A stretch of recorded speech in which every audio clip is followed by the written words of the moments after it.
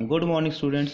हाँ बेटा, हमने मैट्रिसेस कॉन्टिन्यूड आपका कंप्लीट कर दिया है। उसके बाद उसका आपका ऑब्जेक्टिव के लिए आपका पेपर दे दिया था, वो आपने कर लिया होगा, आंसर की उसके साथ दिया। अब हम नया स्टार्ट कर रहे हैं कॉन्टिन्यूटी एंड डिफरेंशिएबिलिटी।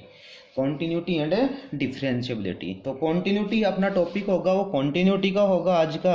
और कॉन्टिन्यूटी का टॉपिक करने से पहले हमें कॉन्टिन्यूटी की डेफिनेशन और कॉन्टिन्यूटी के कुछ कॉन्सेप्ट है वो हमें पढ़ने होंगे। तो कॉन्टिन्यूटी क्या है, कोई फंक्शन है वो कॉन्टिन्यूस कब होता है। तो ये टॉपिक करने से पहले आपको 11th स्टैंडर्ड में जाना पड़ेगा। 11th स्टैंडर्ड में आपने लिमिट का टॉपिक किया हुआ है, वहाँ पे आपने किया था लिमिट कब एग्जिस्ट होता है। कोई फंक्शन दे रखे है उस पर लिमिट कब एग्जिस्ट होता है।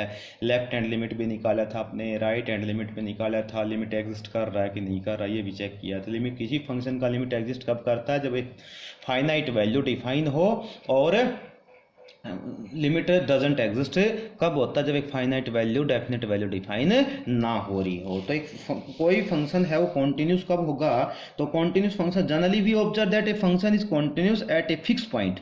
किसी भी एक फिक्स पॉइंट से जब हमें किसी भी एक फिक्स पॉइंट से हम कर्व को घुमाते हैं, एक चलता जाता है, एक सिस्टमेटिक ऑर्डर चलता जाता है, जिसमें विदाउट पेन को लिफ्टिंग की है। यहाँ लिख रखा है graphically solution definition, F is a continuous in an interval if graph of F is drawn without lifting the pencil और पेन फ्रॉम द पेपर से बिना उठाए कोई भी हम कर्व डालते हैं वो सभी क्या होते हैं, कॉन्टिन्यूस फंक्शन होते हैं।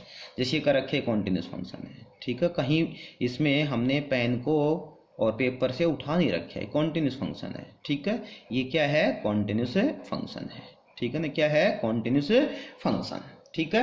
और यदि इसमें graph of continuous function has no jump break and gaps, कोई जंप नहीं है, कोई जैसे ये नीचे का रखा है तो यहाँ ये कर्व डाल लिया, ये कर्व डाल रखा है, और यहाँ से दूसरा कर्व यहाँ आ गया तो जंप कर गया, यहाँ पे जंप आ रहा है, गैप आ रहा है। जैसे ये कर दिया यहाँ, और यहाँ पे क्या आ गया, ओपन आ गया, ये ओपन आ गया, फिर अगला कर्व स्टार्ट हो गया, ठीक है। ये आपको दिखाई दे रहा होगा, यस यस यस। तो यहाँ पे गैप आ रहा है, ब्रेक आ रहा है, ठीक है। यहाँ पे फंक्शन क्या हो गया, ब्रेक हो गया।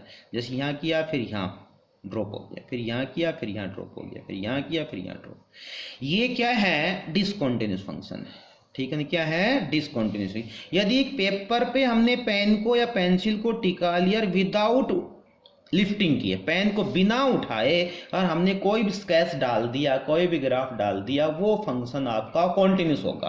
और कहीं गैप आ गया, जंप आ गया, ब्रेक हो गया, वो क्या होगा, डिसकंटिन्यूस होगा। यानी ये y is equal to f of x function है किसी भी वैल्यू के लिए। फॉर एग्जाम्पल यहाँ पे फंक्शन का x इज इक्वल टू ए है, यहाँ पे x इज इक्वल टू क्या है, a है। तो इस a के लिए हम इस में लेफ्ट हैंड लिमिट भी चेक करेंगे, इस फंक्शन का क्या करेंगे, हमें लेफ्ट हैंड लिमिट भी चेक करेंगे और राइट हैंड लिमिट भी चेक करेंगे। जैसे एक्स एक्सिस पे यही है तो यहाँ पे एक्स का वैल्यू इस पे ले लो, चाहिए यहाँ पे एक्स इज इक्वल टू क्या, ए है, तो एक्स इज इक्वल टू ए से यहाँ से इससे लेस वैल्यू पे, इससे मोर वैल्यू पे।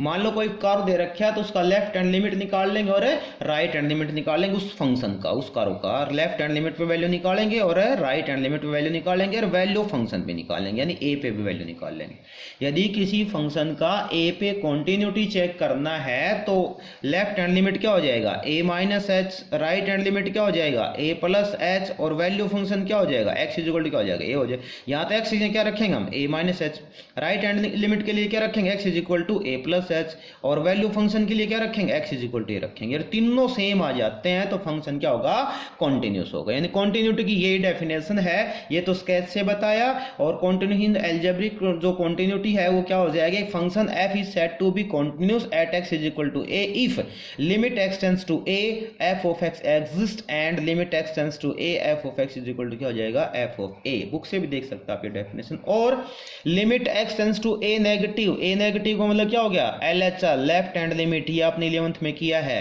और limit x tends to a positive f of x इस फंक्शन पे, यानी उसी फंक्शन पे हम राइट हैंड लिमिट लगाएंगे, RHL लगाएंगे, और f limit x tends to f of a, तो ये क्या आ जाए, तीनों वैल्यू क्या आ जाए, सेम आ जाए। यानी कोई भी कर्व दे रखा है उसके लेफ्ट वैल्यू पे, यानी उस फंक्शन पे मान लो यही है, ये कर्व है, तो x इज इक्वल टू क्या है, a है, तो इससे लेफ्ट पे भी हम चेक करेंगे और इससे हमें राइट पे चेक करेंगे, और इस पॉइंट पे भी हम इस कर्व को चेक कर लेंगे। मीन्स इस कर्व का मतलब क्या होगा, इस फंक्शन को चेक कर लेंगे और तीनों पे यदि वैल्यू सेम आता है, लेफ्ट हैंड लिमिट पे भी राइट हैंड लिमिट पे भी वैल्यू फंक्शन भी सेम आता है, तो फंक्शन क्या होगा, कॉन्टिन्यूस होगा, अदरवाइज फंक्शन क्या हो जाएगा, डिसकॉन्टिन्यूस हो जाएगा। जैसे आपने 11th स्टैंडर्ड में स्केच डाले थे, साइन फंक्शन का ग्राफ डाला था आपने, ये ग्राफ आया था, इस टाइप का आया था, तो क्या है, कॉन्टिन्यूस, कहीं ब्रेक नहीं हो रहा। जैसे कोस का भी क्या था, डिक्रीजिंग ऑर्डर में आया था, तो कैसा फंक्शन था, कॉन्टिन्यूस फंक्शन था। कोसाइन फंक्शन ऑलवेज क्या होता है, कॉन्टिन्यूस होता है इन इट्स डोमेन। लेकिन आप यहाँ ध्यान करो, वहां पे tan का जो फंक्शन डाला था, tan का फंक्शन है वो π/2 पे गैप डाल गया था, जंप कर गया था, तो tan का फंक्शन है वो क्या होगा, डिसकंटिन्यूस होगा, किस लिमिट पे, π/2 पे। ठीक है, बाकी इससे पहले कि आप चेक करोगे, इससे पहले π/2 से चेक करोगे, tan का फंक्शन 0 से π/2 से लेस चेक करोगे तो क्या मिलेगा, फंक्शन क्या मिलेगा, कॉन्टिन्यूस मिलेगा। मीन्स इन सभी बातों से एक ही रिजल्ट निकल के आता है कि किसी भी फंक्शन का कॉन्टिन्यूटी हमें चेक करना है तो उस फंक्शन का लिमिट देखना है किस पॉइंट पे, जैसे x इज इक्वल टू 1 पे लिमिट दे रखा है, तो 1 से लेस पे, 1 से लेस क्या हो जाएगा, 1 माइनस h, h क्या है, स्मॉलेस्ट क्वांटिटी है, स्मॉलेस्ट क्वांटिटी है, न के बराबर क्वांटिटी है, तो 1 माइनस एच पे चेक करेंगे, 1 प्लस एच पे चेक करेंगे, यानी 1 से इस पे, इससे थोड़ा सा लेफ्ट और इससे थोड़ा सा राइट पे हम चेक करेंगे, इस पे वैल्यू चेक करेंगे, तीनों वैल्यू सेम आ गई तो फंक्शन क्या अपना कॉन्टिन्यूस की फॉर्म है। जैसे x टेंड्स टू a और x इक्वल टू a, ये भी अलग अलग बात है। टेंस टू का मतलब क्या हो गया, 11th स्टैंडर्ड में हम बता चुके हैं आपको, ये कॉन्सेप्ट आ जाता है 11th में कि x टेंस टू का मतलब क्या होगा, x a सब्स्टिट्यूट करते, लेकिन a है नहीं, ऐसे x tends to x equal to a, तो वो श्योर हो गया, क्या हो गया, x इक्वल टू a हो गया। तो किसी भी फंक्शन का कॉन्टिन्यूटी चेक करने के लिए सिर्फ एक ही बात आपको चेक करनी है कि फंक्शन का आप लेफ्ट हैंड लिमिट चेक कीजिए, फंक्शन का आप राइट हैंड लिमिट चेक कीजिए, उस कर्व पे जो फंक्शन दिया हुआ उस कर्व पे आप लेफ्ट हैंड लिमिट निकालेंगे, राइट हैंड लिमिट निकालेंगे, वो वैल्यू क्या होनी चाहिए, एग्जिस्ट होनी चाहिए, फाइनाइट एक डेफिनेट वैल्यू आनी चाहिए, और वैल्यू फंक्शन का वैल्यू भी लेफ्ट हैंड लिमिट के राइट हैंड लिमिट के क्या आना चाहिए, इक्वल आना चाहिए, तो फंक्शन क्या होते हैं, वो फंक्शन क्या हो जाएगा, कॉन्टिन्यूस हो जाएगा। कहीं भी जंप आ गया, ब्रेक आ गया, गैप आ गया, तो फंक्शन क्या होगा, डिसकंटिन्यूस होगा। तो बेटा कॉन्टिन्यूटी की डेफिनेशन आप समझ गए होंगे कि limit x tends to a f of x, limit x tends to a negative, f of x equal to होना चाहिए limit x tends to a positive, f of x और इक्वल टू होना चाहिए f ऑफ a। ये तीनों condition यदि पूरी होती है तो फंक्शन क्या है, कॉन्टिन्यूस, अदरवाइज क्या होगा, फंक्शन है डिसकंटिन्यूस होगा। उसके बाद छोटे छोटे 2-3 रिजल्ट और ध्यान करने हैं। कोई भी दो फंक्शन दे रखे, एक f फंक्शन दे रखे, एक g फंक्शन दे रखे है, और f फंक्शन भी क्या है, कॉन्टिन्यूस, और g फंक्शन भी क्या है, कॉन्टिन्यूस। दो कॉन्टिन्यूस फंक्शन का ऐड, दो कॉन्टिन्यूस फंक्शन का सब्ट्रैक्ट, दो कॉन्टिन्यूस फंक्शन का मल्टीप्लाई, दो कॉन्टिन्यूस फंक्शन का डिवाइड, ऑलवेज क्या होगा, कॉन्टिन्यूस ही होगा। ध्यान रहे, यदि एक f का फंक्शन दे रखा, कोई कर दे, एक f का फंक्शन दे रखे, एक g का कर दे रखे, और f का कर भी कॉन्टिन्यूस है, g का कर भी क्या है, कॉन्टिन्यूस, यानी f फंक्शन भी कॉन्टिन्यूस है और g फंक्शन भी क्या है, कॉन्टिन्यूस, तो दोनों कॉन्टिन्यूस फंक्शन का add, subtract, multiply and divide भी क्या होगा, कॉन्टिन्यूस होगा। और किसी भी कॉन्टिन्यूस फंक्शन को किसी रियल क्वांटिटी, या ये कह सकते हो किसी स्केलर क्वांटिटी से, यानी y is equal to f of x function है, ये फंक्शन क्या है, कॉन्टिन्यूस, तो यदि आप इसको कांस्टेंट k से या c से मल्टीप्लाई करोगे तो भी इसकी कॉन्टिन्यूटी पे कोई इफेक्ट नहीं होगा।